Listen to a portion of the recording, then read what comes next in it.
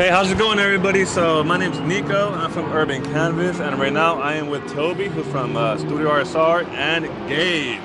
I'm pretty sure you know him from his YouTube channel, Blues Clues M3 and IG. No. So, as you guys know, we're doing an event at Willow Springs International Raceway, and to bring both people that are veterans at the track and people that haven't track. And why I have these two gentlemen here is to answer some questions and concerns that they might have. So to start off with, I'm going to go with Toby. Toby, what are some of the, I guess, thoughts, questions, concerns you had when you first started tracking? Like, Yeah. what do you have? So, always wanted to go on a track, right? Like we all own cool cars, want to push them to the limits. So you kind of have that thought of like, oh, to go to the limit on the racetrack, I need this, and that. But you really don't. As long as you have a good brake, brake setup, good brake pads, good brake fluid, and some decent tires that aren't good, like cording, you'll still have a good time on the track. That's literally where a lot of the speed comes from, is braking and having just good maintenance on the car. So with regards to like maintenance and all of that, for let's say first time at the track, do you need to upgrade your brakes, get the best brake pads? Like, what's actually needed, or can you just have fun and like have like a nice run while being safe? Yeah. So we always suggest to learn your car. Don't try and buy your time by buying mods and things that are going to make you go faster. Power, turbo, stuff like that. You got to learn your car for the track, because turning is really where it's at and holding momentum. So when you add things to the car, it's actually making the car faster. But if you've never been to the track before, the car's going to be faster than you as a driver. So it's better to keep it stock, and that way you learn more in a shorter amount of time. Before I go on to the next topic, Gabe, when it was your first time at the track, like what were your concerns? Like what were you most like afraid of, or what was going through your mind, and how did you overcome that? Well, first of all, I was worried about the reliability of my own car. So prior to going to the track the first time, I made sure that I had the car looked at. Whether you do it yourself or you have a shop do it for you, just make sure that everything is nice and tidy. Coolant system is good to go. Nothing's gonna bust off or break on you on track, to your knowledge. Obviously, if there's something that's visibly messed up, go ahead and address it right then and there, rather than be out at Willow Springs and having to work on your car in the heat. Other than that, at the track, not knowing what a track day was like, I was concerned about, well, I've never tracked before. Am I going to be going up against dudes who have tracked and really know what they're doing? And am I going to get ran off the track because it's my first time? But once you come out and you realize everything's organized and tailored specific to your skill, it's a lot easier to go about your day and feel more confident in yourself that, I'm not going to die. All right, well put. Nobody should ever feel like they're going to die, first of all, but yeah. Just a little bit. Yeah. Just a little bit's nice. Yeah. Let's not talk about my first time, but so the next topic. So there's this certain, I guess, stigma that when it comes to like the track, that you need money, you need the best car, you need all of that. Coming from your guys' standpoint, is that necessarily true, or can you still have fun with your car? Yeah, definitely.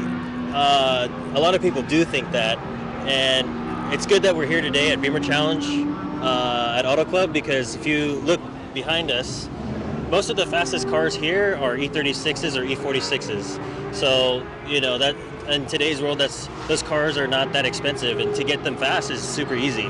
So as long as, like Gabe was saying, you make sure your maintenance is up to date, especially your coolant. It's a good topic to check.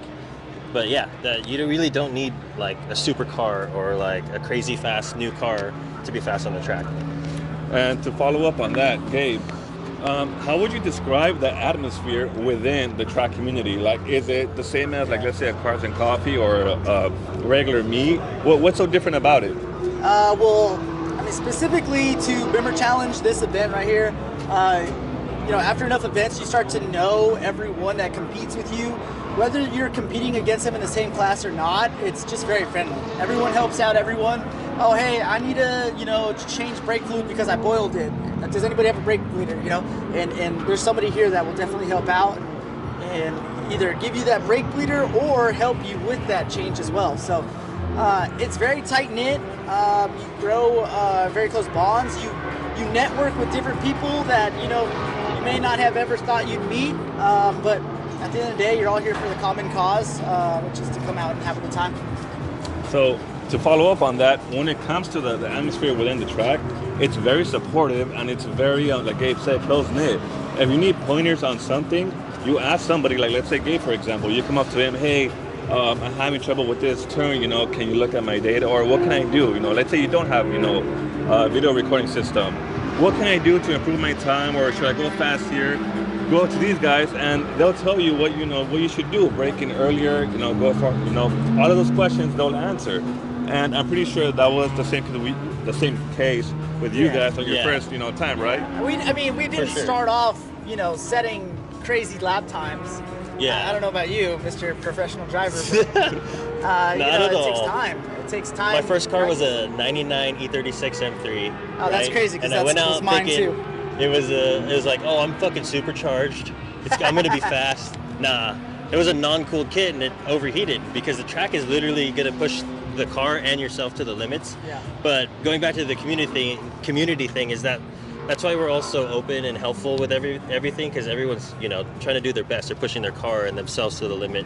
So if you have like a small issue, everyone's gonna help you out. Like you'll meet random people just come in, hey, do you need help? Like stuff like that.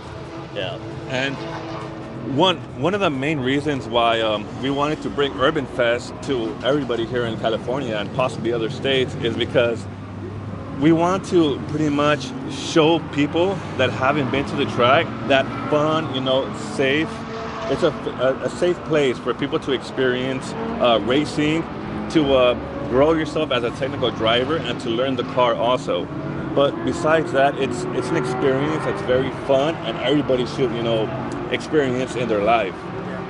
With that being said, what would you guys say to pretty much encourage people to try it out at least once? There's no other adrenaline rush you're going to get other than being out here on the track. You could drive crazy in the canyons, you could drive on the street like a maniac, you can go to a drag strip, but that's all different types of adrenaline compared to this. I don't think you can get this anywhere but here at the track.